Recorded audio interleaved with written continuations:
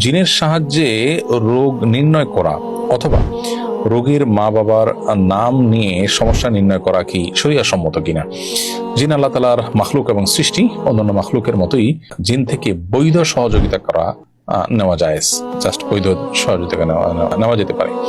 এর বাইরে জিনের সংবাদের উপর নির্ভর করার সুযোগ নেই।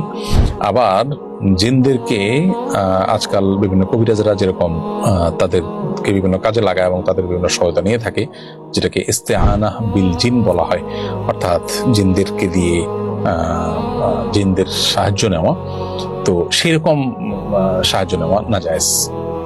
মৌলিকভাবে একজন মানুষ, সাধারণ মানুষ থেকে সাহায্য নেওয়ার মতো সাহায্য নেওয়া ঠিক আছে, কিন্তু তাকে দিয়ে তার যে আল্লাহ তাআলা একটা বিশেষ শক্তি দিচ্ছে সেটা দিয়ে সে আপনাকে বললো অমুক জায়গায় এটা হচ্ছে, সে একটু দূরে দেখতে পায়, সে তথ্য আপনাকে দিল, গায়েব জানার মতো এরকম বিষয়গুলো তাদের সহযোগিতা নেওয়া জায়েজ নয়। আর বিশেষ করে রোগ নির্ণয় করার ক্ষেত্রে আপনার ব্যক্তি যদি এরকম কোনো পলিসি অবলম্বন করে যে রোগীর মা বাপের নাম ধরে বললেই রোগ নির্ণয় করে দেয়, এটাও রুকিয়া শরঈয়ার পদ্ধতির মধ্যে বা শরিয়া সম্মত যে রুকিয়া সেটার পদ্ধতিতে পড়ে না।